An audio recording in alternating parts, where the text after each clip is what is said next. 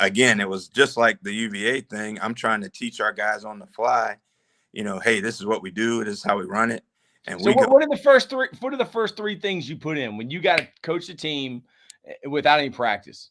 Yeah. So it was, we ran, you know, uh, NFL dragon where you run slant flats. Yeah. That was one. We went curl flats, and then we went smash with a poco so we could read the smash on one side.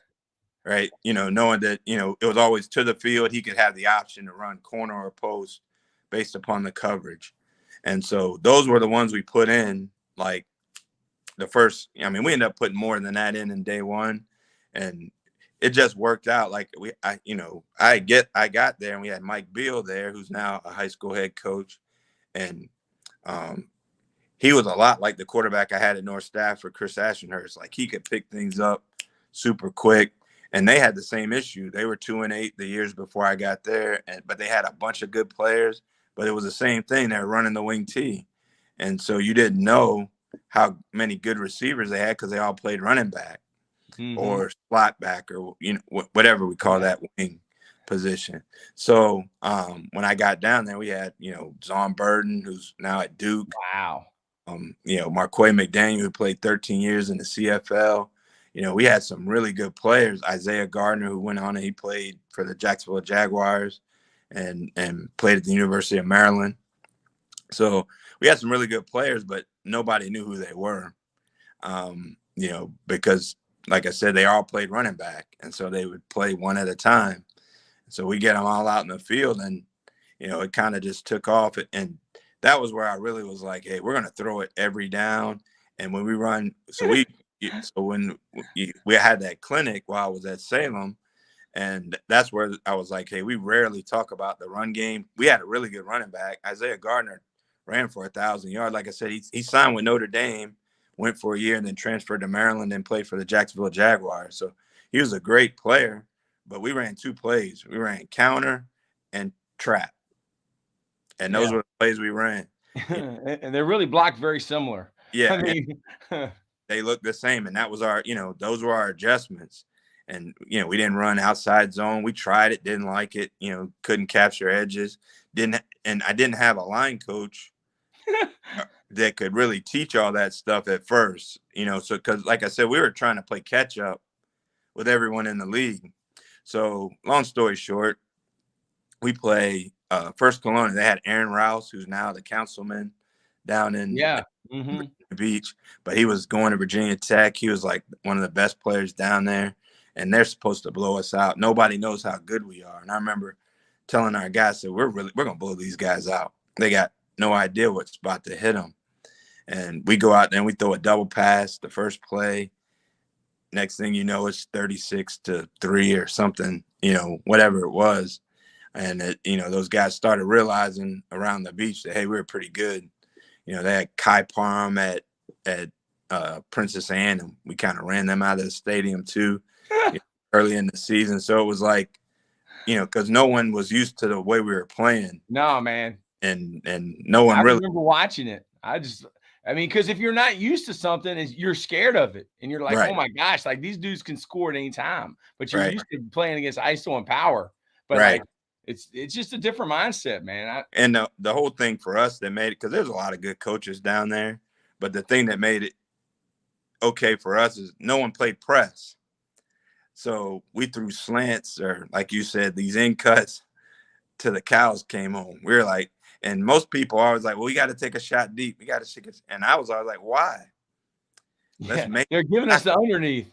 Right. And let's make them tackle us. Like, you sit back and everyone says, well, Percy, anybody could, and maybe anybody could have coached Percy. But our whole thing was get the ball to him and let him do what he does. So if we throw it to him for a 3-yard gain and he makes it a 35-yard gain, we still get credit for 35 yards. So why make it hard? So it was like, hey, if you're going to play off coverage, we took these short balls, and we would never change. Like, that was our run game. Yeah. I mean, y'all catch one of those jailbreaks, man, or fast screen, look pass. I mean, it's bye-bye, man. It's like a track meet. No, it is. And then when people started trying to play shell and play too deep, that's when we'd run our trap. or we'd run our counter. But if they play single high, we never called a running play ever. It was always it's like, hey, we're gonna throw it. It's 1-on-1. Somebody's got 1-on-1. Yeah, somebody. 3 if you want, but Man. to us it was 1-on-1. So how many years were you at Salem, and then you went to Landstown? So I was at Salem for 2, and really I was content to stay at Salem. But what had happened was I was teaching a Avid class. Yeah, I know Avid. And that was not what I was, I was a PE teacher that coached. I was really a coach that did PE. Yeah. Might have been the worst PE teacher in the history of Virginia high school. But that being said, I was even worse as an Avid teacher. Yeah. I don't want to stay. And the whole thing was they started the Avid program to hire me. Yeah. I didn't have a PE position available. But then when the PE position became available, they didn't move me from Avid. And so I was like, I'm going to take, and so Dr. Fassard, I talked to Dr. Fassard maybe last week, and because I've talked to him forever, and so he called and was like, would you be interested at our job at Landstown? At first I said no, because like I said, I thought they would give me a PE job. But then eventually when I realized they weren't going to give me a PE job, I called him back and was like, hey, is that offer still good, for your job? And he was like, yeah, come on over. So I went and met with him, and the rest is kind of history, which was the best move I could have made. And I hope it worked out for them too. Yeah, I think it did. I think it did work out pretty good. I've had Paul Crawley already on here, Coach. I mean, I'm supposed to get Steve Canner is supposed to be on here, and I think Steve was the one that told me the story of, and this you're gonna have to correct this, if it's wrong, because it's almost like urban legend. But when you showed up to Landstown and saw Percy Harvin for the first time, is it true that you said that you found Michael Jordan in cleats? No, that's true. It is true. Percy's different. He was different. And like, I've coached a lot of great players. I coach 2 $20 million receivers right now. 2 $20 million receivers. Is that their contract? 20 million? Yeah, they both made Mike Williams. Is it a year? How much is that? I mean, is it a year? How much do they get 20 million over? How many years? Yeah, so Mike is 3 years. He just signed a new deal last year, 3 years for 60. And Keenan had already signed his before I got there. So they make 20 million a year. Yeah. Oh my gosh. Yeah, so they do all right for themselves. Yeah. But that being said, Percy's the best player I've ever coached. And those guys are great. Like, I wouldn't trade Mike Williams or Keenan Allen for anybody in the league. But Percy Harvin was different now. He was. Man, nobody puts disrespect on his name, man. I mean, it's so cool how good of a person you are. I mean, because last year, I think I got kicked out of a game. They made something up, and then I texted you that I had broke your record for I remember that, being the most penalized coach of all time in Virginia High School League, and you texted me back that you must be winning. Man, dude, I mean, those teams at Landstown. So you take over Landstown. What grade is Percy in? And I mean, were you there 3 years or 4 years? 3 years. 3 years, okay, yeah. So you went to 3 state championships. Right. So Percy was a sophomore. Yep. There you go, Marcus Mayo, Coach. Oh, Marcus Mayo is commented. He said, "Laugh out loud." Yeah, you can laugh because you were on his sideline, Marcus. Everybody else that was on the other sideline weren't laughing. No. Percy headache. And we had Percy, we had Damon McDaniel, who went to Florida State, was really good. I mean, we had a lot of really good players, but it's kind of one of those things. Like, I took over there, and I knew they were a good team. And Jack is Robert Jackson's a really good coach. So I knew there was a foundation already started with those guys. They were just young. And then we had, Terry Mitchell was a quarterback, really good player. And he ended up, going to West Virginia. And then he followed me when I went to Hampton. Yeah. But really good. And then Jeremy Gilchrist was with us at Salem. Yeah. But he always lived in the Landstown district. But because it was a new school, he didn't have to go there. So he was with us at Salem, and then when I moved over, he moved. He was able to go back to the school he was originally supposed to go to anyway. And I mean, those guys, it was, I wouldn't have wanted to play us, because like a lot of those. I watched y'all play Bird at Bird. Right. And I was at Meadowbrook, and I remember watching film on y'all, and I talked to Ray Gatlin. Me and Ray played college ball together, and I talked to Ray, and I said, Ray, how fast is Devon Simmons, right, Coach? Yeah. How fast is he? And that's when Ray said, he was like, Troy, he ain't fast. The one that's fast is number 11. Yeah. And the sophomore. And then it was before halftime. Percy's the number 3 receiver, and y'all running vertically down the field. And the safety ain't got no chance. Nope. Getting behind him. Yeah. So, and that kind of saved the game for us because they were kind of running it down our throat a little bit. That's all they pounded the ball, man. Yeah, it was 15-3. We hit the big one to Percy right before the half. He scores, makes it 15-9. We, get the conversion. Game was kind of over then because those guys were like, okay. And the game slowed down the second half because we kind of, stopped the run a little bit. We kind of loaded up the box, and then we started like doing what we do in the pass game because, those guys, I remember it was so cold that game, like so cold. 2003. Yeah. And everybody was like, I remember we had stopped at, I can't remember the restaurant, but one of those, like, it wasn't Golden Corral, but it was a Golden Corral-like place. Yeah. And not far from Highland Springs. And I remember getting out of the restaurant and going to the bus, and that wind whipped and hit us. And I think that was worth 10 points right there because those guys were like, man, it's cold. I ain't trying to go out. And so it took us that first half to kind of settle in. And then we kind of played pretty good in the second half. But, Devion was a great player. Percy was just different. But we had a lot of good Mike Mayers who went on and he set a bunch of records at Elon, Enrique Cox. We had, like I said, we just had a lot of guys that, again, it was kind of the same. Like all these places have been the same story. Like Jack kind of ran more of a traditional offense. Mm-hmm. And then we kind of spreaded it out. And because Percy was always a running back. And when I first got there, Percy was like, he wasn't quite feeling playing running back. And all the way up until the first scrimmage where we could, show him, hey, here's how we're going to get you the ball. And then once he saw that, it was like kind of, hey, here we go. And it was, kind of the rest is kind of history, like I say. Yeah. So that year, who did y'all play in the state championship that first year? Yeah. So the first year we lost to Westfields. Okay. They had Brandon Royster ended up playing for the Redskins. Yeah, I was at the game. Glennon. Yeah. Sean Glennon, Eddie Royal. Yeah. So they had some really good players. Because Eddie played 8 or 9 years in the league. Yeah. They had some really good players, and they it's 3 NFL guys, man. Yeah. Right. That's the younger Glennon or the older Glennon? So that's the younger one, and the older one on the team, he was, maybe a freshman at that time. Yeah, he played at Virginia Tech. So they had pretty much like 3 NFL guys on offense. Really, like Sean. When I had worked a mini camp because when Percy was a rookie, I went up and worked a mini camp with Kevin Rogers. He was the quarterback coach for the Vikings then, and Sean was in their camp.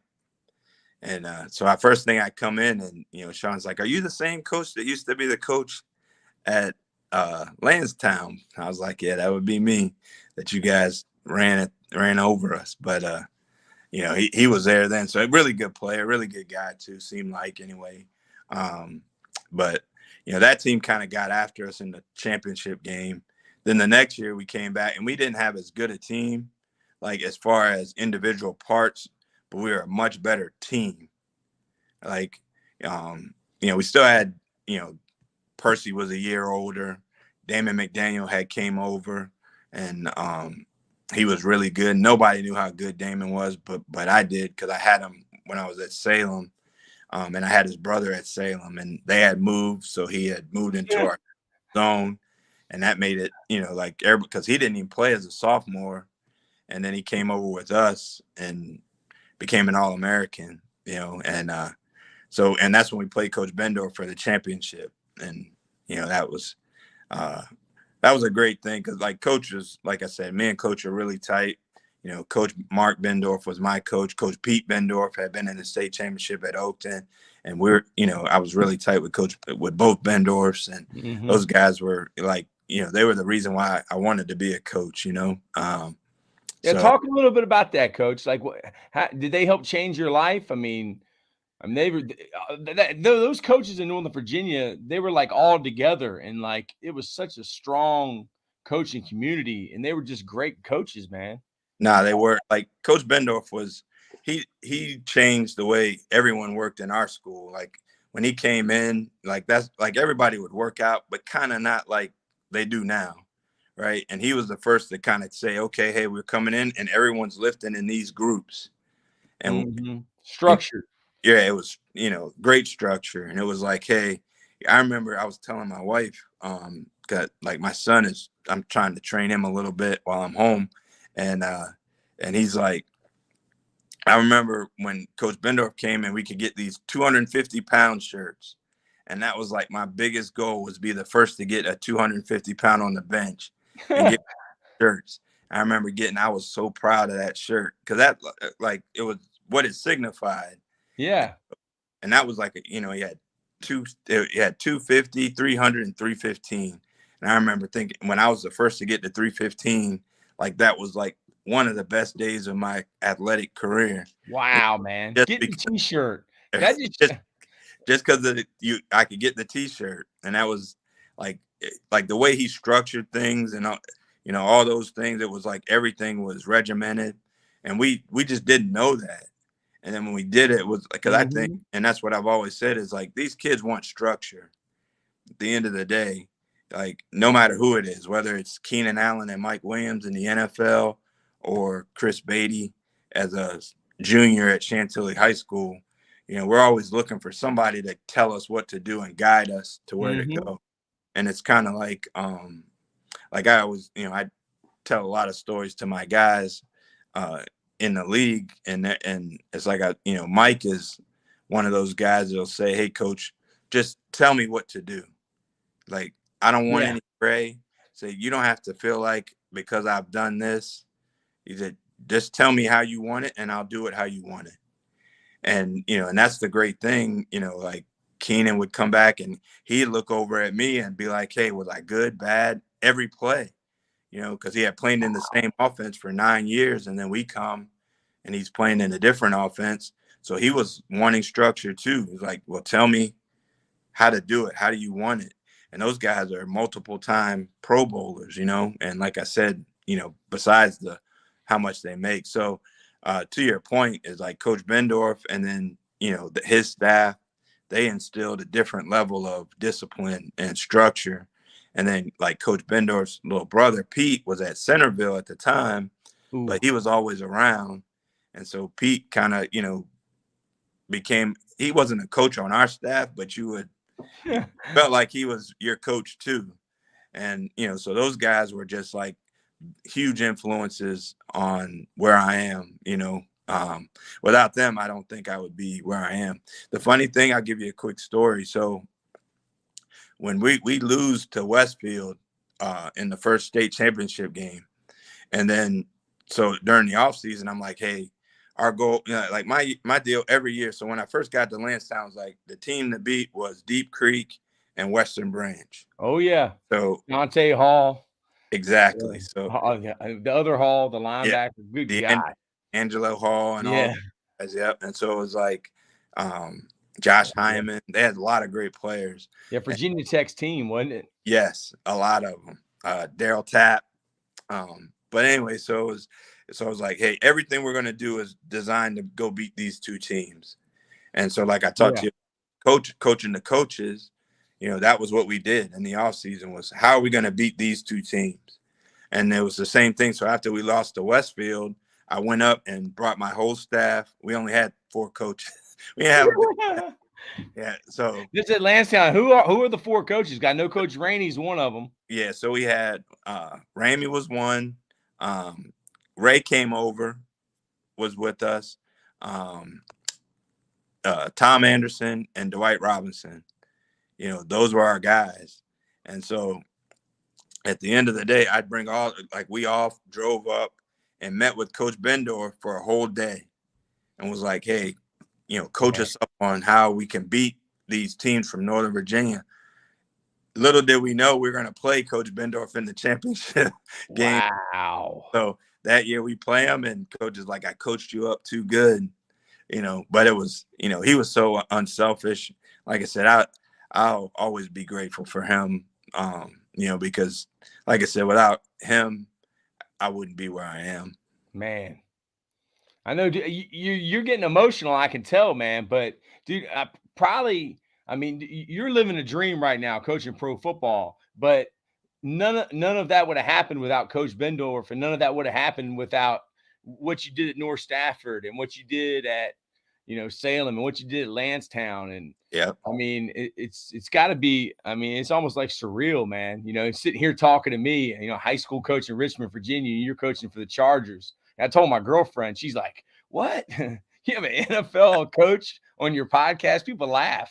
It's like, how in the world does Troy get these guys, man? So you win the state championship, and then you come back, and now in your third year, y'all make it to the state championship, and you go to Hampton. And Coach Joe Taylor is very structured, and our sponsor, Rack Coach, that is software in the weight room. You put it on a TV or project it, and it's very structured. Mm-hmm. So before we get to you going to Hampton, talk about Coach Ramey's defense, Coach Ramey as a coach and as a weight coach. Wasn't he your strength coach? I saw him at every clinic, man. He was at the first UNC clinic with Butch Davis, and Chuck Pagano was the defensive coordinator, and Coach Blake was the D-line coach.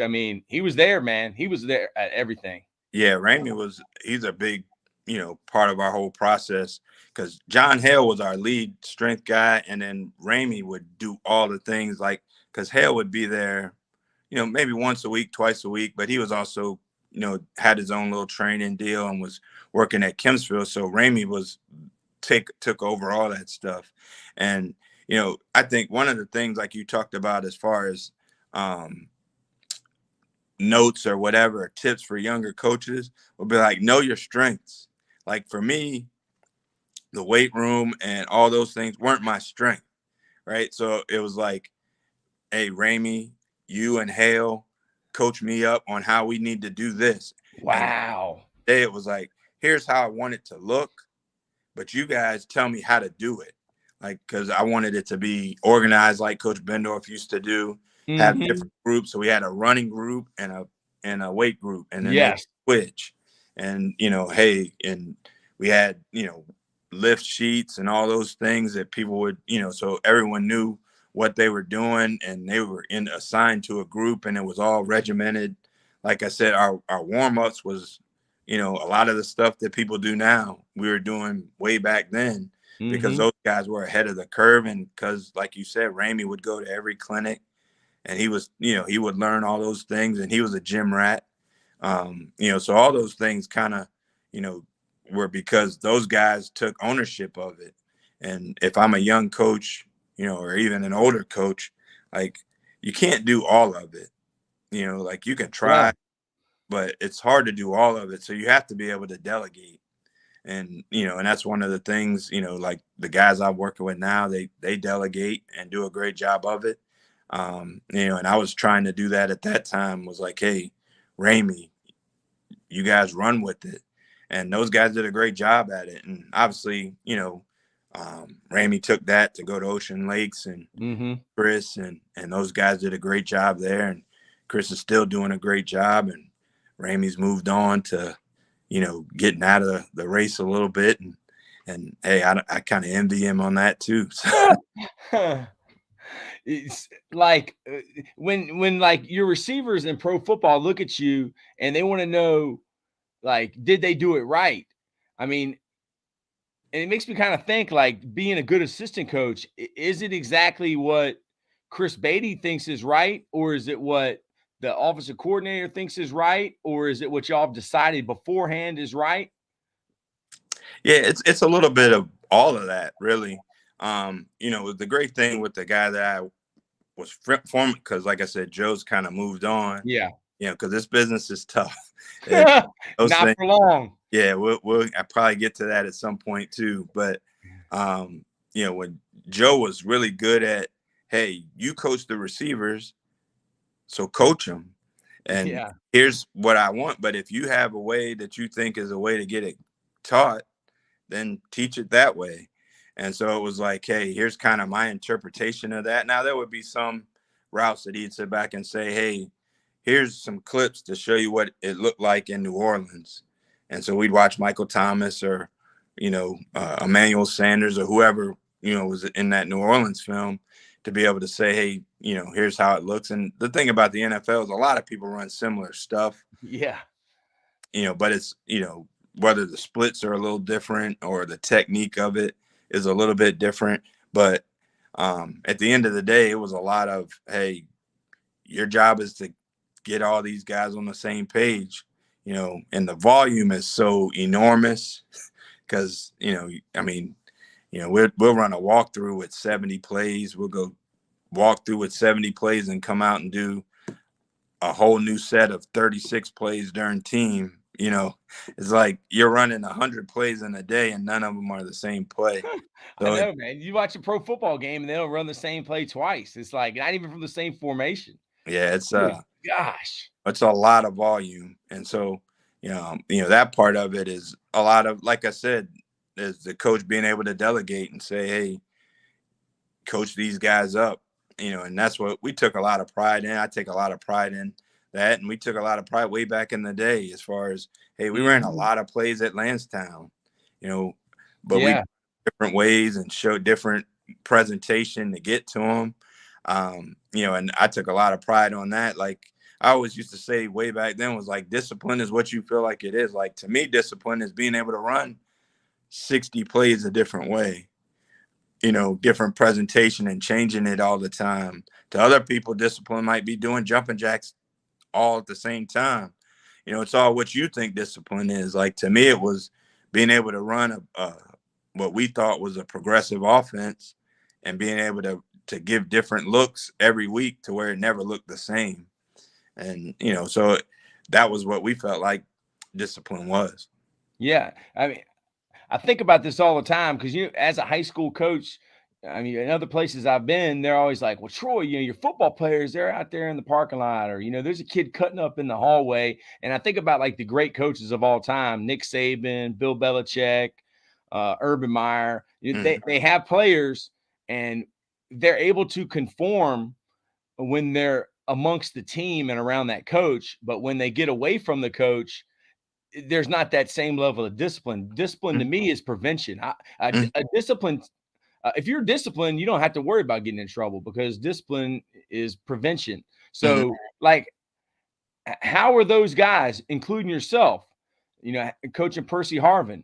How are some guys able to make it with a certain coach, but then maybe when they get away from that coach, they don't act the same? What do you think it is? What's special about those guys? Yeah, that's a great question because I've been asked that one before, and I'm really not sure. Like, I think it's expectations. Like for me, it was always because Percy, like I said, I love Percy to death, but he was a handful. we had a group of guys at Landstown that were handfuls, love them to death, wouldn't trade them for anything, but you had to know how to reach them. Yeah. And, there's a way of reaching them. Like, I kind of hate all the cliches, but, those guys were really, truly, when you say that, hey, when you show them how much you cared about them, then they cared about not letting you down. And so, like, I remember Tom Anderson taking Devion to summer school every day to make sure he did what he had to do, to make it. Well, it was like Devion was, high strung, I guess, trying to look for the right word. Yeah. But Devion was Devion, but he never wanted to let Coach A down because he knew Coach A was doing above and beyond to help him get out of where he was. We were like, we had Antonio Stokes and Peanut. We used to call Alan Shaw. We used to call those guys, and we would be in Twin Canals, which was a rougher area down there at that time. It was like we were there, and they knew we were there for them. They might not always agree with what we did, but they didn't want to let us down. Mm-hmm. So, and I don't think that's any different than, like I just said, like Mike Williams or Keenan Allen or, Josh Palmer, or these guys that I'm coaching now. I sit back and, like I had DeAndre Carter, who was one of the guys that played receiver and punt returner for us. And he was like, I've never had a coach in the NFL. He's been with like 9 teams, but he's like, I never had a coach in the league that took time to tell me about life. Wow. Because most people, it's, and whether it's college, high school, college, or pro, right, they're just trying to coach their guys. And to me, it was always like, I'm trying to teach my guys. And I think there's a difference. Yeah, you're a teacher. Yeah, you're trying to teach them about not just football, but about life. And so, whether it was Percy or Devion or those guys that may or may not have understood it at the time, but as they got older, like I taught the Ryan Goins, a few years back, and all those lessons, he was like, man, I wish I would have understood what you were saying back then, but I definitely do now. And it's like, I go back to, I remember, and I was telling this story to my guys in LA, like Noel Devine, great player I had. And yeah, he's pretty good. He was a handful now.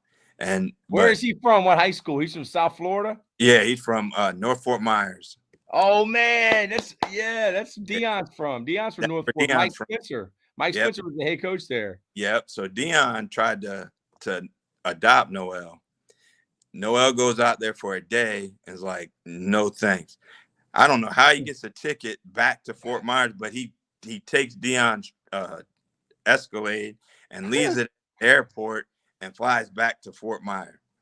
That was Noel for you. Like, greatest kid, but I remember we played South Florida. I'm getting off track a little bit, but hey, no, Chris, no, man, dude. So we're having fun, dude. We're just 2 coaches talking, man. No doubt, no doubt. 2 guys that the Virginia High School League hate.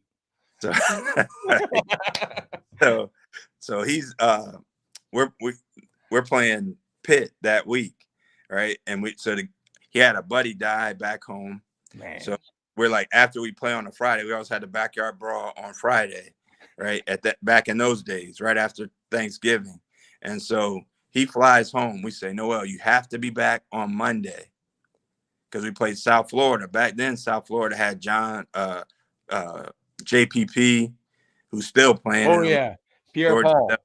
Yeah, they had great teams. He's from Fort Lauderdale, I think. Yeah. So they had some great teams back then, like top 10 teams. And so we say, Noel, you got to be back because the players were off on Monday, practice on Tuesday. So you got to be back Monday night. Noel came back on Thursday. So we get out there to play the game, and I'm like, he's not playing, coach. He's not playing. So we sit and we're playing Jock Sanders and game is tight. It's Pat White's last home game. It's tight. Coach is like, puts Noel in. He's like, put little buddy in. I'm like, Coach, I'm not putting little buddy in. And we almost get to fighting. Me and Coach Stu on the 35-yard line, like, I'm not putting him in. He's like, put him in. Like, you put him in. I'm not putting him in. So eventually we put him in. Noel sees all this. We put him in. And Noel does what Noel does. So he runs for 100 in a quarter and a half. We win the game, and Noel comes up crying, talking about, I let you down, Coach. I'm so sorry. Wow. Because he knew he had let me down by not coming on Monday and put me in a position to have to stand up to coach for what I believed at the time. Mm-hmm. Right. And so, long story short, I was telling these guys in LA. Were telling that to the LA players. I'm telling them back to, and they're like, dude, that's like instant respect. Like, dude, right. you're bringing up names that they know or guys that they watched, when they were younger, probably. Right. And they're sitting back and like, at the end of the day, they're like, shoot, I don't want to let coach down either. Because he's telling us, you sit back, like I remember teaching Noah how to tie a tie. And then he calls me and was like, hey, I tied my tie, went to a job interview. And this was like years later. like I crushed it because all the stuff you had talked to us about how to go through a job interview. And so, those kind of things are teaching people about life. And that's to your point about discipline. That's how you instill it. Like, that's how I think some people get it. Because like some people say, well, Percy, just show up on Saturday or show up on Sunday. And for us, it wasn't necessarily that way. It was more like, hey, these are the expectations for you to be successful on Friday night. And if you don't do these things, somebody else will do it. Yeah, it's on you, Percy. You it's not up to me. It's Right. up to you. You're the one that's going to decide. And he obviously decided in a big way because, like I said, we never we didn't have huge problems with Percy. Hey, he made it through football season. He would make it all the time. Yeah, I mean, it wasn't until his senior year, man. Getting that basketball season, the Virginia High School League, man. Coach Tatum here said, love the podcast. I need to get Coach Beatty on my podcast. He's from North Carolina. This guy's a great offensive line coach. He's only like 24, Coach Beatty. He did a great talk.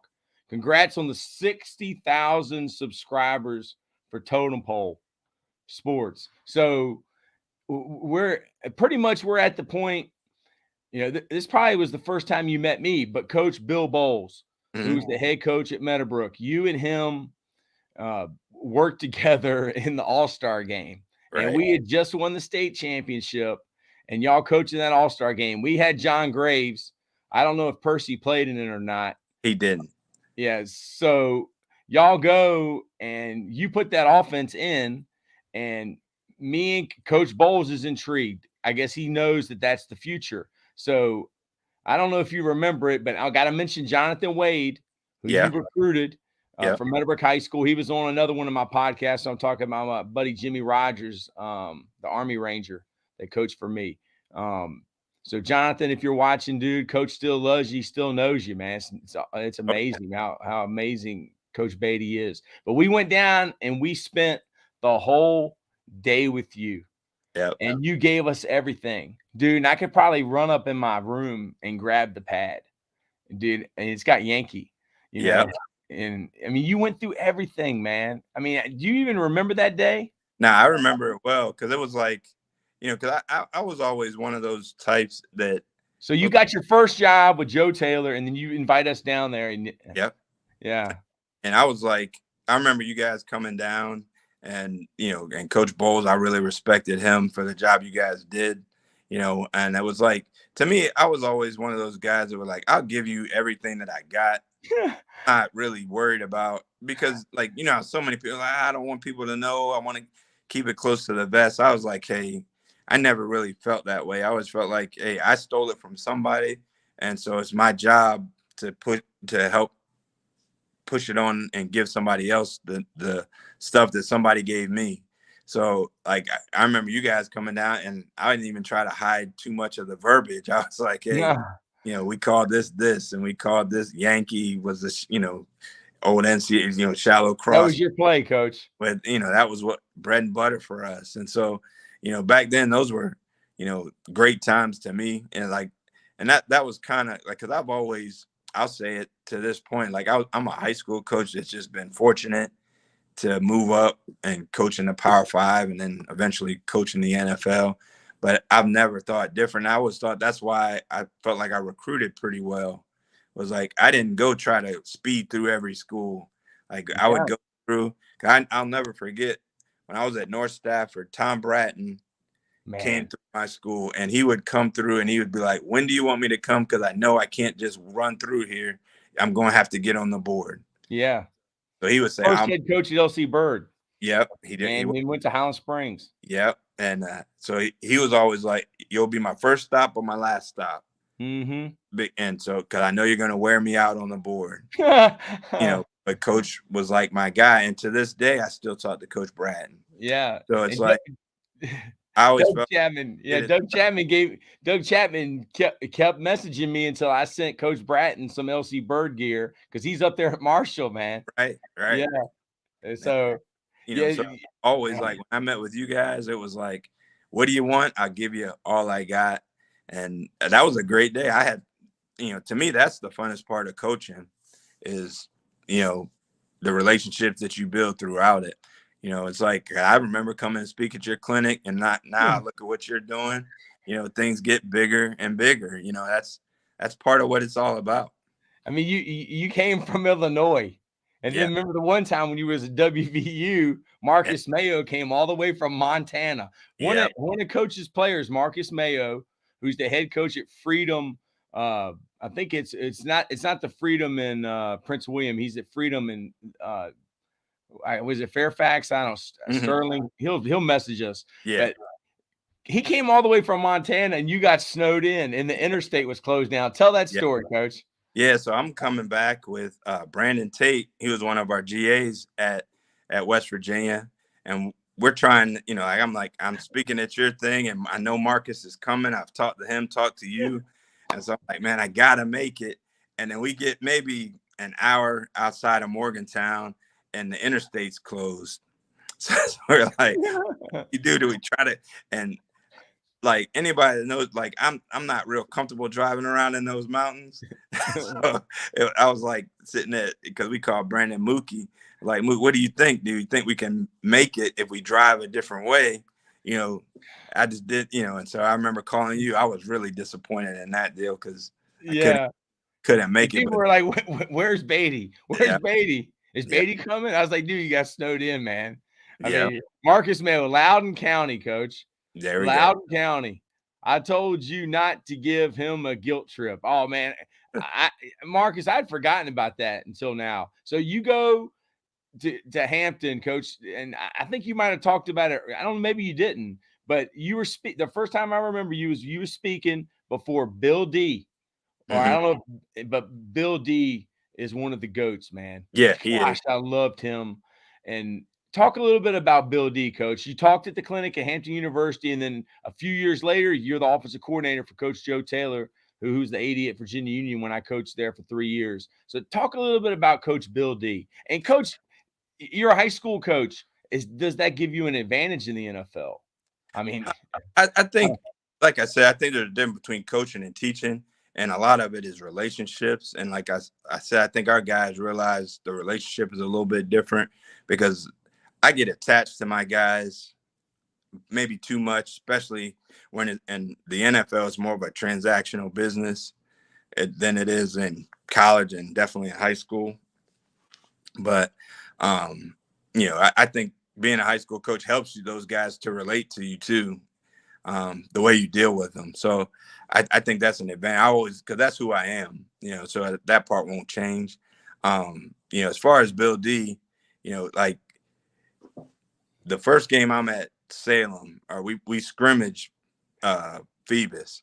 Oh my gosh. And that's when they're on their run, right? Yeah. They're on their run. And so we go play them. And like, I knew we had a good team, but I also knew we were going to get pounded in that game, because, you know, it was our first scrimmage, and we're running this offense that no one's ever really seen down there.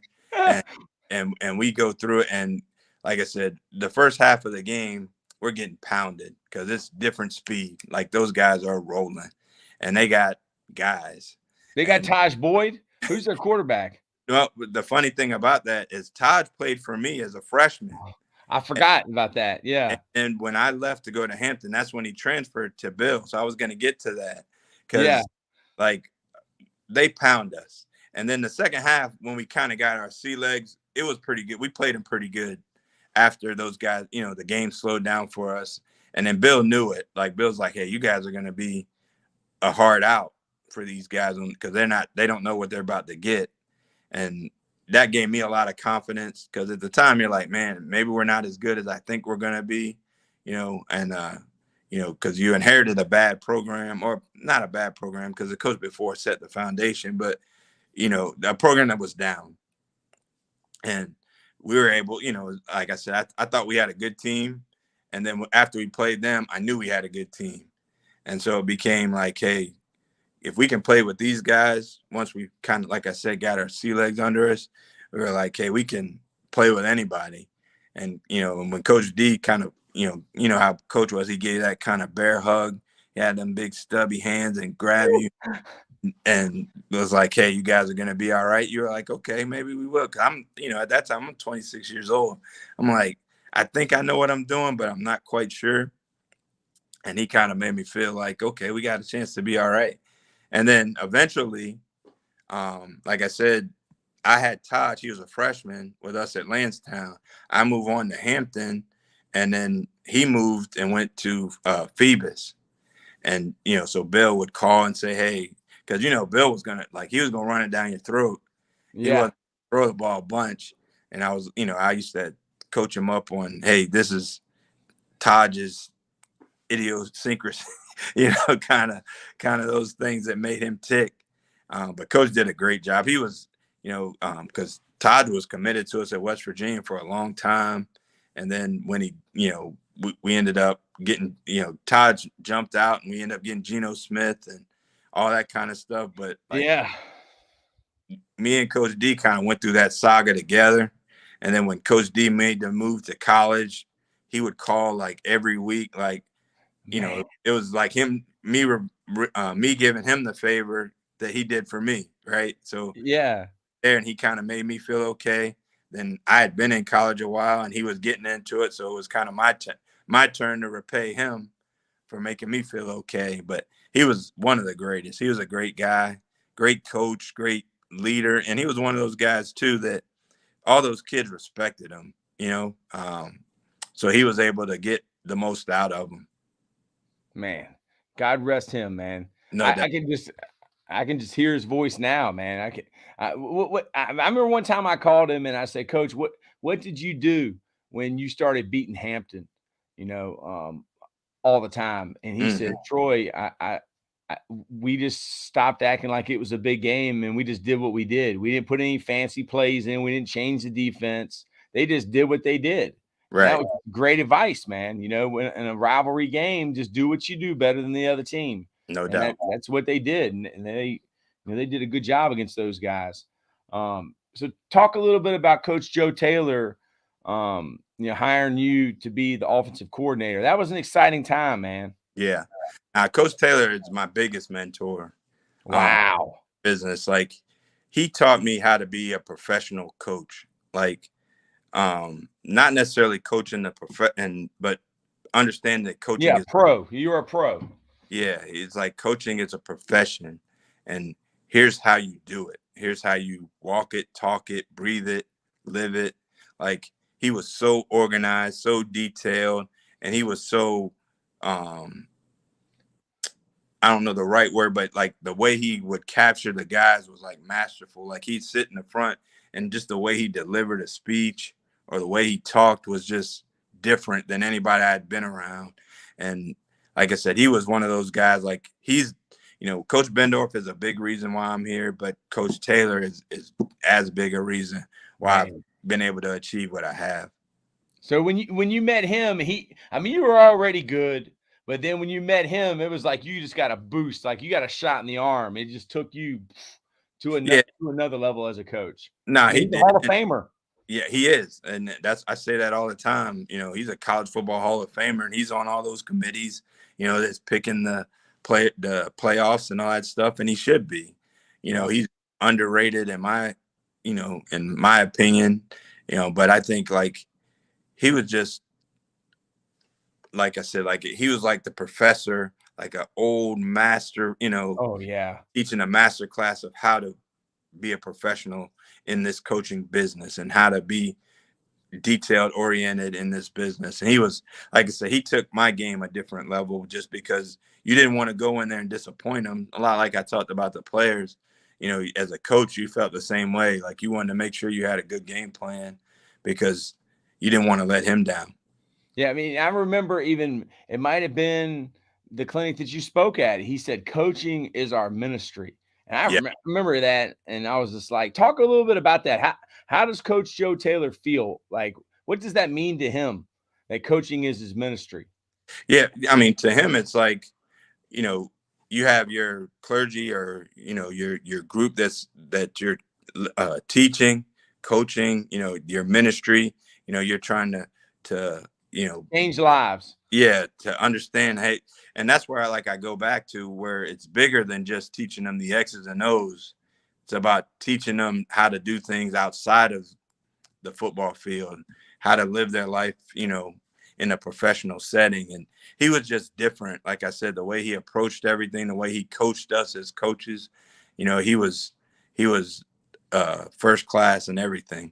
You know what he did? He was making you a version of himself. He was coaching you to be like him. But I Right. mean, you had to be like him, or you would have been gone, man. No, no question. You know what I'm saying? Like you Question. didn't have no choice. It was like you were gonna obey, or No question. you would be out of the door, man. No. So I mean, have you ever done an interview like this long? Is this the I've done a couple, not this long. Like I think it's an hour and 13. So yeah. But I've done a couple of these, you know, because like I said, I think where you've gone through everything though. Oh no, not like that. Wow. So this is the only like Chris Beatty Football Life podcast on YouTube. This is the only one. Yeah. So after Hampton, where do you go, Chris? Yeah, so that began my path, and that's kind of what I always tell. Like when you go back as a college coach, and everyone's like, "Man, I'm trying to get into the next level as a coach." Northern Illinois, right? I remember. So I'm like, be careful because there's a lot of things that go into coaching in college. You're gonna have to make a lot of moves that you don't have any control over. You know, so I went to Northern Illinois, left. Our coach retired, went to West Virginia. Coach Stu got fired, went to Vanderbilt. I got a chance to be the coordinator at Illinois. Went to Illinois. That didn't go so well. You know, a lot of reasons, but didn't go so well. Went from there to Wisconsin. Our coach, we go to the Big Ten championship at Wisconsin, and he leaves to go to Oregon State. So now you got to move again. So I went to UVA with Mike London. Well, Mike gets fired after a year. Go to Maryland. Was at Maryland for 3. And then we had a player pass away, Jordan McNair. I had his dad. His dad was on the podcast. I saw that. That. Man. Good man. Great man. Yeah, yep. He came to the clinic last year. He hit me up. It was funny, man. He gets to the clinic and he goes, "Troy." I go, "Yeah." He goes, "I didn't know you were a white guy." It was funny, man. Like he just keeps it 100, man. It was funny. Yeah. And he's just, I mean, he'll be back on here, man. I mean, good man. So yeah. So that goes down. So, you know, when that happens, they clean house. We go to Pitt. So I was at Pitt, and then kind of like how you treat people is a big deal. And wow. So when I was at Northern Illinois, we had a GA. We had 2 GAs. Back then, you could only have 2. You had one on offense, one on defense. Our offensive GA was Alex Golish, who's now the head coach at South Florida. Our defensive GA was Brandon Staley, who's my boss now. So Brandon was always wanting to talk offensive ball, and nobody would want to talk to him, you know, at that. And so he found another guy like him. So he found a guy like him, that was me. And so peas in the pod, man. And so we talk ball all the time. And then, you know, he was a D3 coach forever, and then got a shot, you know, with Vic Fangio. How did that happen, man? I'm really not sure how connection with Vic came about. I'm not sure. Intervention, dude. It was meant to be. It was. And so long story short, he becomes a head coach and calls me and says, "Hey, you want to come coach for the?" I'm sitting in a meeting in Pittsburgh, and he's like, "Hey, I just got the Chargers job. You want to come?" I'm like, "All right, tell me when there." Have you ever had that call before to go to the NFL? No, I have. I had an opportunity to go to Detroit when I first got to Pittsburgh, and coach the running backs, and you know, had a really good time meeting Coach Patricia. My phone was dying a little bit, but I had a really good time meeting Coach Patricia. But it wasn't the right time for me. I just got to Pitt, you know, and I knew Coach Patricia was kind of on the hot seat, so didn't want to go there and then be out in another year. So didn't go, and that, you know, kind of worked out. Like I said, it kind of came back knocking and worked itself out. I had Josh McDaniels' dad on the podcast for 2 hours. I had to put a FaceTime iPhone here and record him because I couldn't get the computer hooked up for him to do it, you know, because he just couldn't figure it out. But he was talking about high school coaches and college coaches and NFL. And he said, every step of the ladder is important. And, there's probably high school coaches out there that think, well, the job I do ain't important. But listening to you, I mean, coaching in high school really has been like almost like a superpower of yours. I mean, because when you were a recruiter, dude, you were the best. You were the best. And I mean, now that you've gone to pro football and you're genuine, talk about that. You're genuine. Like when you haven't changed at all. You're the same person that sat in that room from me and Coach Bowles. Yeah. And that's a big thing to me is like, like when I got into college, I was like, here's how you recruit. Like everybody would kind of speed date through school. Yeah. Drop brochure and then boom. I'm like, nah, because I remember sitting back and PJ Fleck was with us at Northern Illinois, and he's done a great job. Yeah. And he was like, man, I went to 10 schools today, because that was Coach Novak would always say, okay, well, what did you do? How did you do? Blah, blah, blah. So you come back and say, I went to 10 schools, but I said, I went to 4. I said, but I spent so much time in those schools, so when they have a player, they will feel comfortable sending them to us. Amen. And that was like the relationships you build. So it was, kind of what I learned from Coach Bratton was spend time with people, and then they feel comfortable with you. And if you sit back and you're the same guy every time and you're willing to teach or willing to listen, like, 'cause a lot of times they'd be like, hey, coach, what do you think about this? I'd be like, I think it's good, but it could be better like this or that. And they're like, oh, they appreciate that too. Or, hey, you come back and you saw something they did on their tape and be like, hey, Troy, coach me up on how you guys did that play against Brooke in this game or that game or whatever, like, against Patrick Kane. Again, he's on the podcast, Coach. We got Patrick Kane came. Right. He told me he had to be on a board. So he came to Bird, and dude, the camera messed up. I was so mad. So like it's like filming going up, dude. I mean, it's just like it looks bootleg, man. I mean, speaking of which, can you give me 1 second to get because I'm on the phone. Yeah, I'm gonna run upstairs real quick, man. I'm gonna find that pad. Okay. All right. Yeah.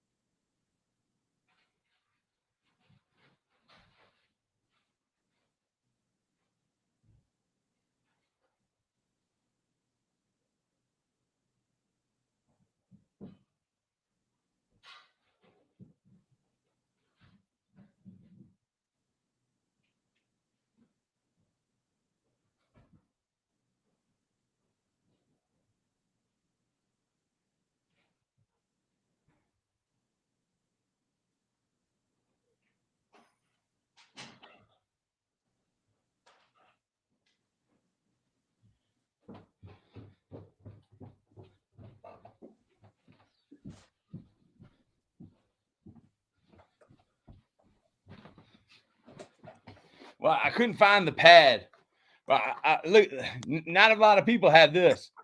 Look at that sucker. This is Joe Gibbs' last year. That's nice.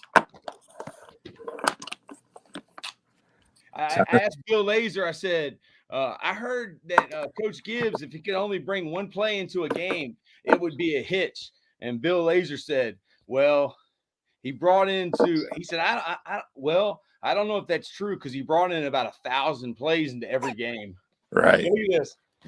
No, that's 2006 OTA. This is from Bill Mountjoy, Coach. Yeah. Coach Mountjoy, he used to get me to get you to come to his clinics. And I think you did one at Mills Godwin, Coach. And I did. I did. I remember that one too. I almost put it on YouTube, but I was like, I don't want to upset you, man. It's like a VHS tape, man. Yeah. Wow, it's amazing how all this stuff kind of goes full circle. Because because like I'm in LA, my family lives in Maryland still.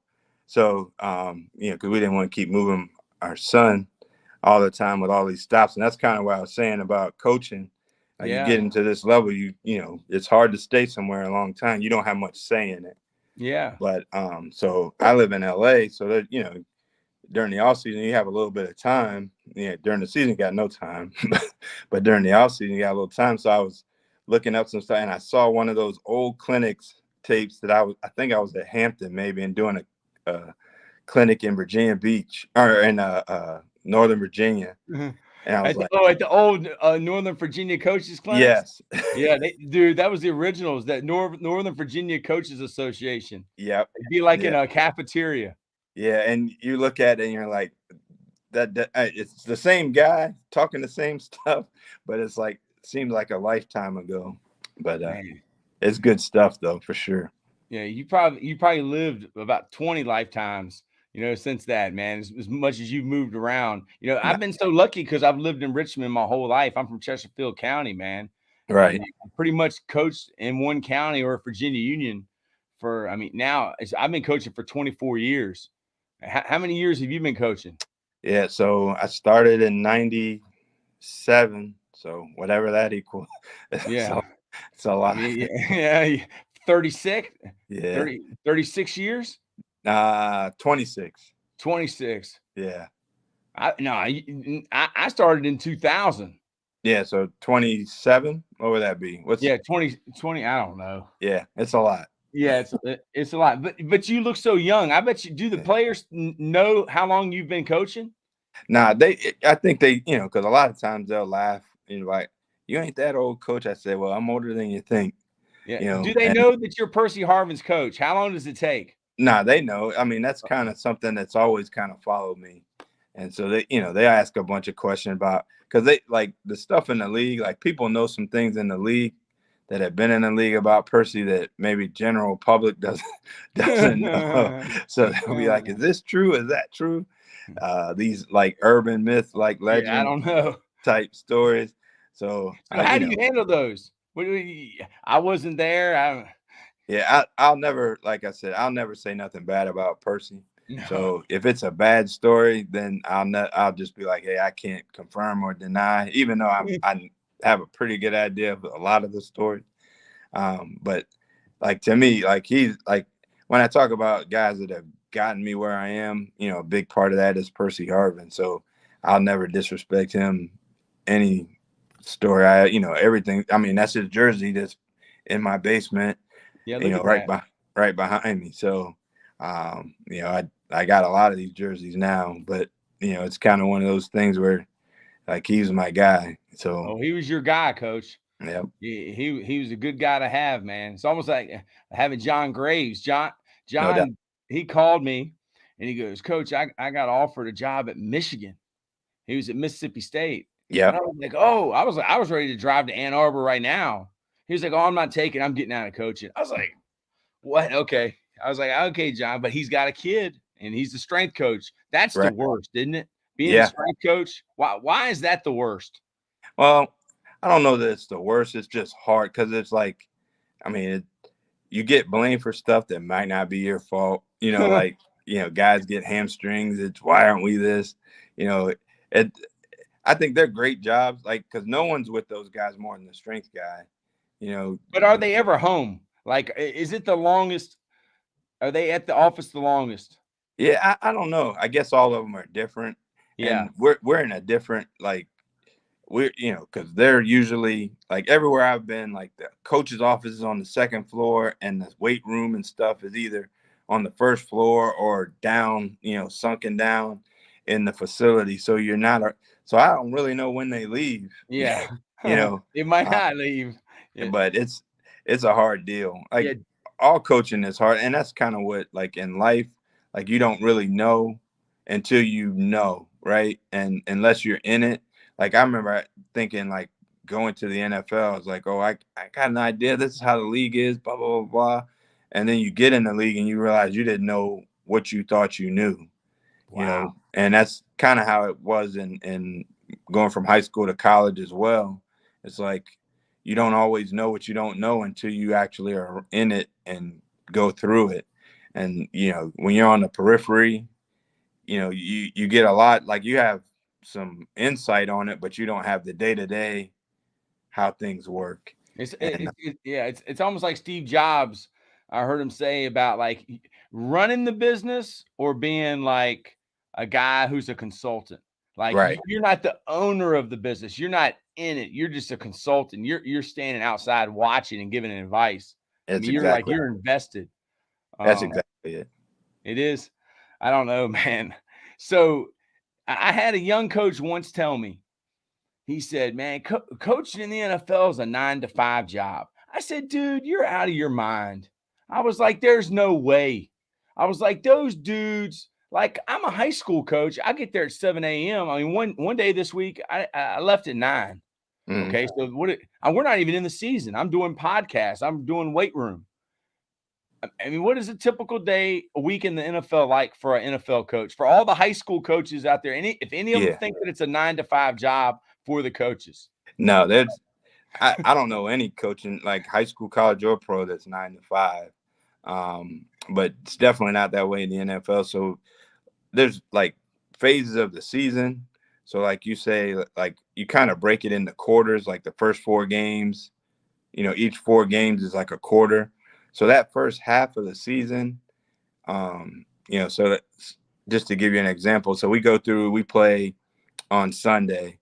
You're in the office, I would always get there a little faster because my family's not here. Well, I'm in Maryland now, but they're not in LA. So, I get up and go as opposed to having to take your kids to school or whatever. But usually I'm in the office at 6:15. And then, on Monday, usually like that first half of the season, we leave about midnight. And then you're back at it. So then that Tuesday is like, because Monday the players are in, they kind of flush out the game, you kind of watch it a little bit, and then you're getting ready for whoever it is you're playing, and you're on your own a lot, so after the players leave at 3, you're on your own until midnight or so. Midnight or so. I mean, is there even a clock? I mean, is there even a clock to look at? There's you have one, but it's like the one thing I'll say about the league is no one's babysitting you stay until your work is done. And when your work is done, you leave. Where like in college is a little different. Like coaches get, you kind of guard your desk a little bit because the head coach is a little, different in that way. Yeah. Coach Joe Taylor's going to be the first one there and the last one there. He's going to see who's leaving before him, Right. And, and until you get a certain status, like later in my college years, I got to a point where like, hey, at 10 o'clock, I'm out because I want to come home. And that's when I was with my family or whatever. Yeah. But now it's, it's kind of is what it is. So, but like Monday, you go to about midnight. Like I said, this is the first half of the season. So things are a little bit longer then because you have more practice time, more things. Because as the season goes on, you practice less. Yeah. And you walk through more. So you can get out a little bit earlier. And you kind of got a good idea of how what is a little bit earlier? Like 10 p.m.? Yeah. So I'll get to that in a minute. Okay. Yeah. So, you go ahead. So Tuesday, like I said, you're in at 6:15. Usually by the time you've done you do the normal down and distance, first, second down game plan, runs, throws, and then you do the cards for Wednesday's practice. You do, like I said earlier, we'll have walkthrough, so it'll be 65, 70 cards. And then we'll have 3 sets of 10 plays on a Wednesday. As far as our normal down and distance calls. So really you got 100 cards to do, and you usually leave about 1-ish. And then you're back, and then it's Wednesday, and now you're getting ready for third down, that kind of stuff.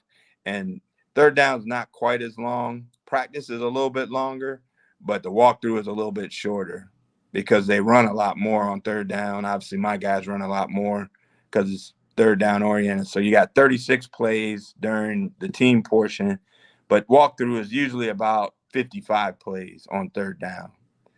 So, you do like the first 20 are review a normal down, and then the last 35 are some form of those third down calls, right? So you look at, I think about it now, it's like 35 different third down calls. 30. So that guy's got 35 different third down calls on that card that y'all have practiced and walked through. Yes. Yeah. Is everything that's on the card walked through before the game? For the most part, yes. Like I would say there's probably anywhere between 150, 200 play calls on that sheet. Most of them are walkthrough at some point because, like I said, that's why the walkthrough is so. Now it might just be one rep. It might just be one rep, and the greatest thing, like that I always say, is like these players have such discipline that people don't realize, because some of these guys that are the fourth or the fifth receiver, they might not get any reps, and that's why like people say, well, the backup quarterback, blah blah blah, he doesn't get any reps except for when he's running the other team's plays. So there's not like, because Justin Herbert's getting 36 reps. He's taking every rep of those full speed reps. Yeah. Justin's going to take every rep of the walkthrough. So that backup has to go through it on his own. And then, those guys will do some after practice on their own. But as far as the schedule goes, that Wednesday, like I said, Tuesday, like Mondays are out about midnight. Tuesdays about 1-ish, early in the season. Thursdays is a little bit earlier. That's when you get out about 10, like feeling better about things. And then Friday, is a shorter walkthrough. That's when you do the red zone. And that's where we'll do 10 plays in the red zone or 11. But we'll walk through probably 60 plays because we'll do review, normal down and distance, review, third down review, then our red zone plays, which we'll probably have another 30 plays in the red zone. So you have all those, situationally done, and you do them all. And then we'll do our 2-minute and go through our, last plays situation, all those kind of things. We'll do those on Friday. But like for us, like we'll get out at practice is over about 1:30. You're out at 2. That feels like you're the weekend, like, yeah, because you get home it's like Christmas break or something, like in high school or spring break. No question. So it's like everybody else is like Friday's the weekend. I got 2 days off. For us, is we got a couple hours off, and you could actually go home and take a nap or whatever it is that you do, get a haircut or whatever. So, that's like a day off for us. And then, we'll come back on Saturday, depending if we travel or not. And that's the one thing on the West Coast is, you got long flights, flying across country or whatever, but we'll have a meeting because like meetings are a lot. There's a lot of volume that's different in the league, but another thing is the meeting time is so much greater. Like, because we'll meet with 2 hours a day. You'll meet before practice for 2 hours, and then after practice for another half hour to watch the practice. Mm-hmm. So for the players, it's a 8 to 5 deal. For the coaches, no, not close to an 8 to 5. But as you get to the second half of the season, then, those days, instead of being midnight, usually it becomes 10 o'clock. Instead of being 1 o'clock, it becomes 10:30, 11-ish. And then that Thursday meeting usually becomes more like 8:30-ish, the later you get into the season, because it's a long, when you look at it, for the state championship almost every year, a state champ, like with the bye week, right? Yeah, it's you're playing 17 games, 3 preseason games, and then the playoffs. So you're going from the end of July to the second week of January, hoping that you can keep going after that. Yeah, you just want to keep going. There's the old saying, Chris, you might have heard this, that high school coaches want to go to college coaches want to go to the NFL, and NFL guys want to go back to high school. Is that true? I could see it. I don't know that that's Do true. you understand what they mean by that old saying? I can understand what they mean by it. I can What understand do what you they think? mean. What does it mean to you? I think like high school coaching is pure, right? It's a bunch of guys just trying to learn and get better. And NFL coaching is that way too. I mean, those guys, they're just compensated differently, you know. Yeah. But they want to be the best at what they do too, and they want to, you know, make a great living and have all the things that come with being great. But high school guys just want to be coached, you know, and it's different. Um, it's kind of like the purest form of it. It's like fundamentals. You know, when you get to the NFL, a lot of it is, you know, little strat. Because like one of the things, like my wife is like, every game is so close. Every game is so close. And because like we played 14 games that were 1-score games in the fourth quarter.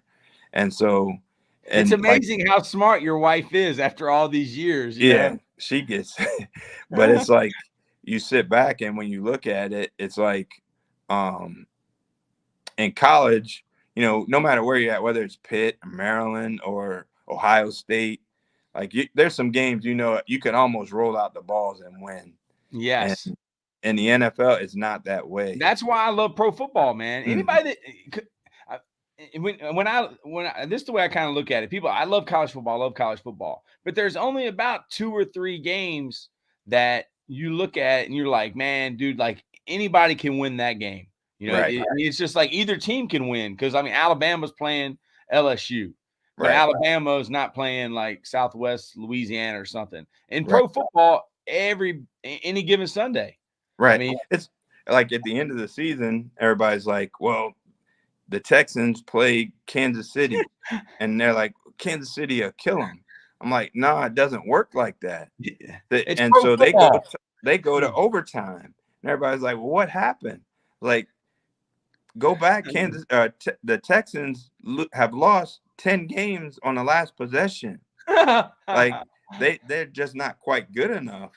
But Yeah. every game is going to be like this close, and it's like, you know, like, you know, we had a terrible, you know, playoff deal where, you know, we're way ahead and we kind of blow a big lead, but like you knew they were going to make a run because that's the league, you know, Yeah. because we were on the other side of that the year before against the Raiders. They're up 14 with 5 minutes to go, and we go 280+ yard drives and then complete a pass with no time left to send it to overtime, you know, in a essentially a playoff game. So it's like I said, the margin of error is so small in the league.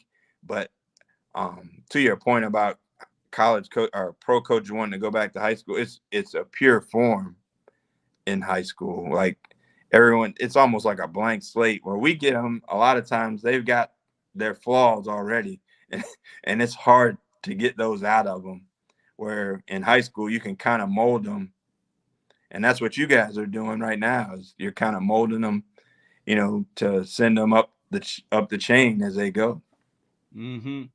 So just thinking back to the high school coaches in Virginia, who are some of the best guys that you coached against and why? And then who are some other guys maybe you didn't coach against that you have a tremendous amount of respect for? Well, you know, like we talked about the Bendorfs, and then Mm-hmm.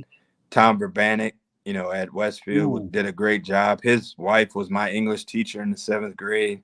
So it was like, but he was a great coach. He did a great job with those guys. And they, you know, he kind of started that Westfield program to what they were. You know, Lou Johnston down in the beach. Robert Jackson does a great job with those guys. You know, I think, you know, Richard Morgan was always a great, you know, like we had some battles when he was at Oscar Oh Smith. yeah. And I watched like last offseason, I watched the YouTube of Greg Boone playing against mm-hmm, y'all. And mm-hmm. dude, I mean, the offenses, I mean, you can still run them today. People are No, still you could. doing what you're doing, man. Nah, and they were way ahead of the times, you know. And Rich was like, him and I were kind of like kindred spirits because he was going through the same stuff that I was going through, you know, at the same time in the same place. And it was kind of, you know, it was LSU, Alabama, like you just said, or, you know, Yeah. whatever. And it was, you know, so we were lucky. We, you know, we beat them the 3 years we played them, but we would see them all the time. So you go to passing leagues or 7-on-7s, and they were always there. And whether we were in different brackets or the same, it was always us in the championship. But Rich always did a great job with his guys, and he went down to Georgia and did a great job there too. So, those guys were always kind of, great kind of standard to where you see how you fit, to see if you were where you thought you should be. I always felt like you guys did a great job in Richmond. Pat Kane, him and I became really close, while I was moving into college, and I always thought Patrick did a great job with his guys at Hermitage, and they had a great, run there. Shoot, it's almost too many to name. Lauren Johnson now has got 5 state championships, man. Yeah, Lauren's done a great job. You sit back and I watch some of his guys, because we played Arizona and Greg Dortch is out there. Man. We played the Eagles last year, and Wallace is playing for them. Yep. So you see those guys, that you used to recruit, and now he's got Mekhi Becton. Yep. Great. I forgot about him, but yeah, great player. And it is kind of funny. Like, I sit back and mention that now. Like, last year we played Cincinnati, and I recruited Quentin Spain from Petersburg to West Virginia. So I roll out, and I'm sitting there doing my stuff in the warm-ups, and he comes over and like kind of bear hugs me, and I'm like, he said, I didn't know you were coaching in the league. It's in the league, baby. It just, it was great to see him, because I remember sitting back to the point, like, he went to ETSU as coach, didn't he? Say again? Oh, yeah. His coach played with me. Yeah. Yeah, man. Yeah. I think he's one of the best guys of all time, dude. Great dude. Coach Scott is one of the best people of all time, man. Mike Scott at Petersburg. You didn't talk about the mini dome, all right? And Coach Scott, I mean, I never played. I was on the team. I played a few games, but the first game I actually sat on the sidelines and watched. Clinch Valley College played in the mini dome against one of the Cumberlands. Oh, really? Yeah. Talk a little bit about. I spent a week in Johnson City one night. There used to be a couple of establishments, Senior Frogs. Yep. And Bottoms Up was another place. Yeah, they had Tulafay, couple spots down there. Yeah. What was that? What you just said? Tulafay. Yeah. But the Senior Frogs were there a long time. It was all kind. Talk a little bit about the mini dome, man, and Coach Scott. That's my buddy, man. Yeah, Coach Scott, great guy. Because I actually, him and Anthony Stringfield, who he trains guys down in the 757.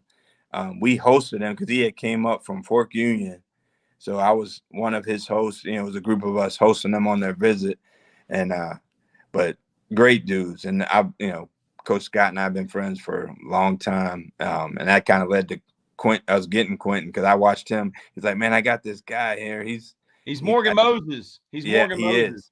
Then when he's got one right now. That Coach Prunty took. And that kid's gonna play pro football, man. Nah, it's amazing, because he's gonna play it. I went and saw Quentin play basketball. Yeah. Like it like I didn't even see him on football. He's a left-hander, smooth, and they had a really good basketball team. They had Kevin Duke Green that played for Virginia Union. Yep. Then they had the point guard, Frank Mason. Yeah, they went to Kansas, right? Yeah, and then they had another kid that went to Virginia Tech. Yeah. It started with an R. Raines. Was it Raines? But they lost, I think, to Norcom. Yeah, they had a great team, and it was like I saw him play basketball, and that's kind of when the Blind Side movie came out. Yeah. And so, and to that point, I was saying, like, high school coaching is different. It's like Quentin was so homesick, wanting to come home. I remember me and Lonnie Galloway drove Quentin around for 4 hours, because he wanted to get on a train and go home. And we were like, hey, just trust us, stick around. And we drove him around, and he was like, I'm quitting, I'm going home. So we would not let him get out of the car until he said, I promise I'll be at practice tomorrow. So me and Lonnie Galloway drove him around for 4 hours around Morgantown. Now, like, you can drive a million miles. Like, Morgantown is not very big, but we drove around forever in Lonnie's SUV trying to convince him not to quit. But to that point, like Mike's a great dude. Like I said, he played in the mini dome. Because the mini dome, and I did a little interview maybe a week ago with some people down from ETSU, and they were kind of going back on, where are they now kind of deals. And it was like, because the mini dome, I thought was an advantage because anything inside is louder. And then the stands went like over the sideline. Yeah. So they almost were like dead because like the benches were behind the stands. Yeah, like underneath the junk. Yeah. And so it was like right on top of you. So I always thought, like, I'm sure the new stadium is nice. I haven't been back, but the mini dome was an advantage to me. Like, because you sit back and you play in all these stadiums now, and the indoor, like whether you play in Atlanta or Vegas or any of these indoor stadiums, are so much louder because the noise doesn't have anywhere to go. So I thought when they stopped playing in the mini dome, that was, I thought they could have kept playing in the mini dome and just renovated it. Yeah. Did they shut football down there? Didn't they? No, they did. They brought it back in 2012, I think, something like that. But yeah, they shut it down for like 10 years. Wow, man. I guess they thought it wasn't a good, like they won't make it money or something, or. Yeah, it was, all of its stuff is financial. But yeah, I was like, I wish they would have stopped while I still had some of my records. Like they waited till everybody broke my records and then they stopped playing. But if you could go back to high school after being like all these different places, would you do anything differently? Because like Coach Tom McDaniel said, he would go somewhere and he would bring back and make it his own, because you can't do the same thing that you can in pro football in high school or college and high school. Is there anything you would do differently? I mean, there's some things, the way you handle some things I do differently. That's more of an age and experience deal. But it's funny that you say that, because I go back now and I think, like, obviously we didn't have the same equipment and technology back then that we do now. But I remember doing highlight tapes on Thursday afternoon. We'd watch them and to get them pumped up. And then you see us do that in college. You don't do any of that in the pros, but like the scouting reports we used to do back then, like all those things. I go back now and I'm saying, well, I used to do that to a lesser extent, obviously a lot more, rudimentary in that regard. But a lot of those things we used to do, I remember sitting back, cutting up CDs to send them home with the guys to go watch them. And then like now you have Huddle that can do all that. Yeah, and man. I remember sitting back and giving them tests to see if they watch those things on the video. And so I kind of look at it now and say, well, man, we were ahead of the curve way back then, and didn't know it. So obviously now that the technology is a lot better, so you could do it better than you did it back then. And I do think, like, one of the things I always like, we didn't practice a long time at Landstown. And, as I got older and, like I said, back then I was really young, but I was always like an hour and a half, anything after an hour and a half, they lose concentration. They lose, and now I kind of feel like that's right. You know what I mean? Like, because, the longer you're out there, because I even think, like, we meet a long time in the league, but I do think there's a breaking point. Like, you have to give them breaks. Yeah. So, like, and you can't go out and do 100 plays and not meet. But, it's always like, okay, after 45 minutes, hey, you guys got 10 minutes, be back, and let's make sure that we're on it, But there's always a point to where you get to diminishing returns. And that's one of the things, like, I believe that even more now than I did back then, was like, hey, less is more. Like, if you do too much, you can lose those guys. And that's something that I would bring back if I did have to go back. The one thing I don't miss is how you guys have to deal with parents. I wouldn't want to go back and do that necessarily. So there's no parents in pro football. No parents in pro football. Is there in college? There is, and even more so now.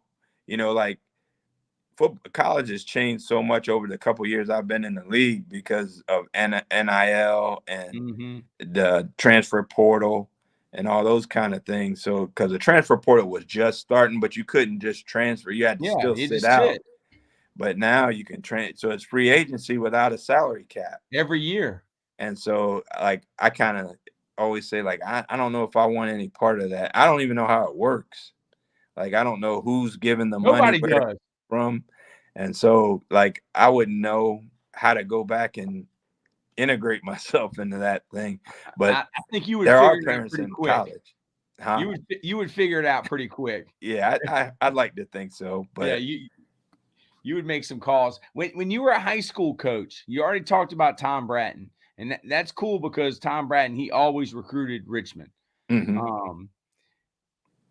Who were the best recruiters? The best guys to come in the school? You've already said Tom Bratton, and I agree. But who were the other guys? I thought Brian Steinspring was really good.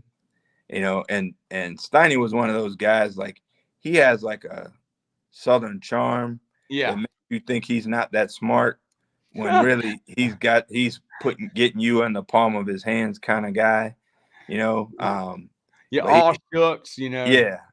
And everybody says, well, man, I could do what he does, but no, you can't. And I've coached with Steiny. So, like, no, you can't. This dude knows ball like nobody's business. But he'll let you think you're smarter than you are. So you'll feel good about him dealing with him. And yeah, that's a hustler. Now that is a hustler, man. And he's great at it. And he's one of the guys I really respect in the business, but I really like Andre Powell, really good guy at Pitt.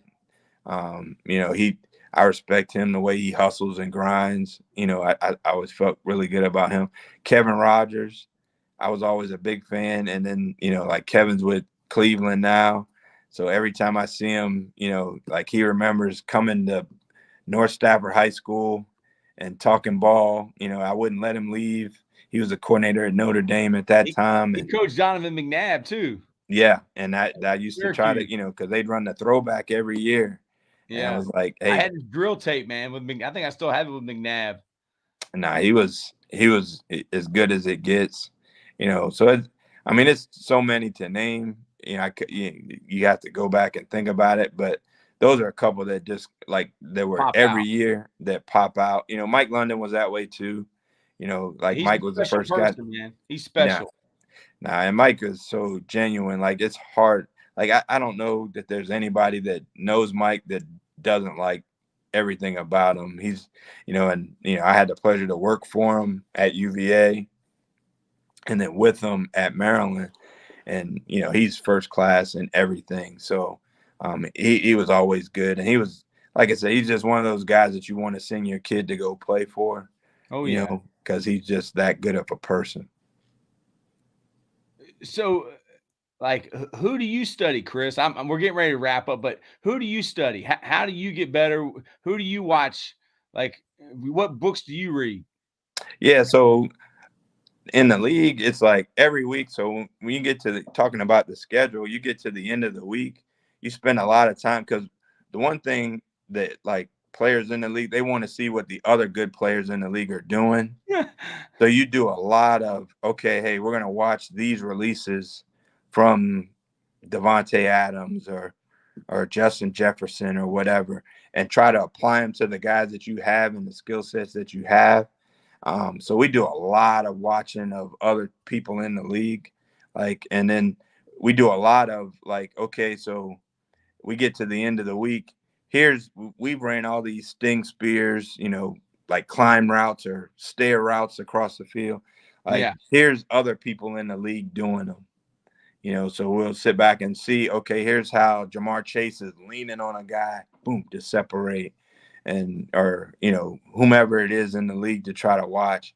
And, so like now when we go back, it'll be a new playbook. So we'll be learning a lot of that with a new coordinator. But, you do a lot of watching of yourself, particularly me, because third down is a big point of my deal. So I watch a lot of what everyone else does on third down in the league. So by the time I'll get to OTAs, I'll have watched every third down in the league, from 2 to 3, 4 to 6, 7 to 10, 11 plus. I'll have watched every rep that took place in the league to try to see what other Every people. third down rep of pro football for the entire season, you're watching that because that's the most important down. They're going to run their best plays. The best player is going to touch the ball. Percy Harvin's touching the ball on third down. Yes, it's part in part that, and in part because that's my responsibility in the game planning part of it, is that third down. And so it's like, and we've been lucky because like last year we were third, or 2 years ago we were third in the league, and then last year we were fifth, which was really good considering that Keenan missed 9 games and Mike missed 7. So we were top 5 both years on third down, and we were really good on 3rd and 8 or more. Like we averaged 38%, gaining a first down. The next highest in the league was 19%. So we were really high. And I think a lot of that was that study of going through, so you're making all these notes and cut ups. And then like, as you go through the season, like everybody gets brain cramp sometimes, like, man, I'm looking at this tape and I can't see a first down. So for me, it's always, I make all these lockers to go back and say, okay, let me go see the best of last year, what everybody did, and pull out, oh yeah, Cincinnati ran this one against Buffalo, similar defenses. I'm going to put this version of this in. And then it's figuring out who fits now, who's Stephon Diggs on this play and who's Gabe Davis or whatever. But, figuring out, hey, these things fit what we do. The defense is similar. Let's try this concept, because it's hard. It's hard to find a first down on some of those, some of these defenses that you play. So every year that, the 2 years I've been in the league, has been trying to create that locker in the off season of, hey, here's all those every third down rep in the league, from, like I said, broken down by down and distance, all the best releases, so I'll try to go through and say, like I said, like, this applies to Keenan and Josh, maybe not Mike, but Justin Jefferson's game is similar to them, where now I got to find somebody for Mike to go look at and say, okay, I'm going to do some of these things. Like, where is Mike weak? Here's Mike Evans, who's got a similar game. Here's what he does. And, because they're really big on that. So you'll do a bunch of that. I do a bunch of, when you go through the draft, you kind of watch these guys and say, okay, well, man, Alabama's doing some great RPOs. How can I steal some of that and make it applicable? Because the rules are different in the league. You can't block downfield the same, and screens are a little bit different that way.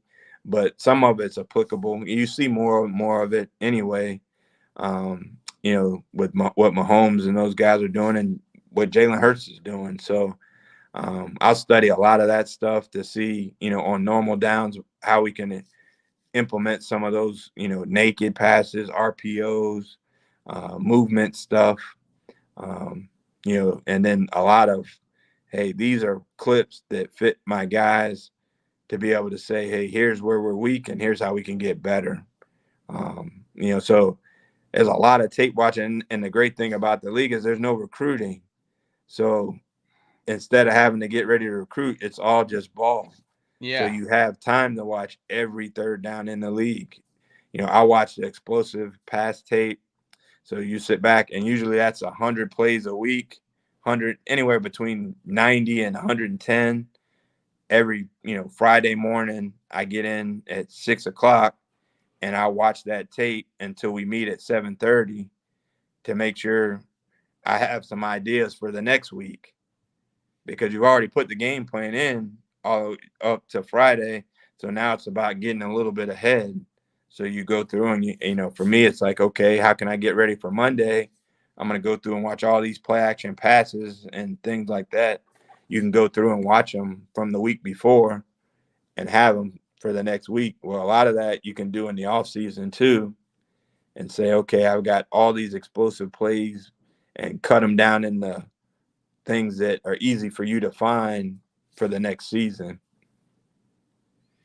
Marcus Mayo wants to know, Coach, do you still believe teams should eat spaghetti before each game? Don't really quiche. We had quiche one time, Coach. That was terrible. Yeah, spaghetti was our deal. And we still eat spaghetti. Like, we have spaghetti, but they have so much stuff that spaghetti is just one option. Back with us, it was the only option. So to say that, I wouldn't say that that's a necessary thing, but that I might change that if I went back to high school. I might change and give some other options besides just Little spaghetti. Caesars. Little Caesars hot and ready. I'm not sure what it would be, but it might not just be spaghetti. Yeah, Coach. Pasta you can never go wrong with, man. No. Golly. That's fine. He should know. He was there. Yeah. Marcus got that ring, the 2004. Yep. Coach, is there anything that you would like to, leave for the coaches that are watching? I mean, is this a bond like VA? People always want me to beef with the 757. They want me to talk junk, but I won't. I will never disrespect the 757 because that's where the GOATs come from. Mike Smith, Bill D, Lawrence Taylor, Michael Vick, Bruce Smith. It is VA, no matter where you go in the country, NFL, college, are we like a family? Are we in this together? Yeah, it's funny that you say that because I do like you have a 2-hour meeting, right? So you have to do something to break it up. So for us on Saturday is always trivia on Saturday. So I have a trivia show, Coach. I got a trivia show on this thing. Nah, that's nice. So yeah, I'll have 5 trivia questions. 2 of them will be like something to do with the team that we play, right? So it'll be like old school because a lot of those kids nowadays, they think football only started when they were they were born. It's like there was guys playing before you were born. So I try to catch them up on old school people. But then I'll have something about the Chargers. I always have something they can learn because like Brandon's big deal is knowing your past to know your future. So you want to make sure you echo the head coach's sentiment. So I'd always have one, and then I always got 2, and those guys always laugh because it's always a VA 757 answer. And like they say, all the best players aren't in Virginia. I said, so name some that in a small area, like there's so many first-round picks in every sport.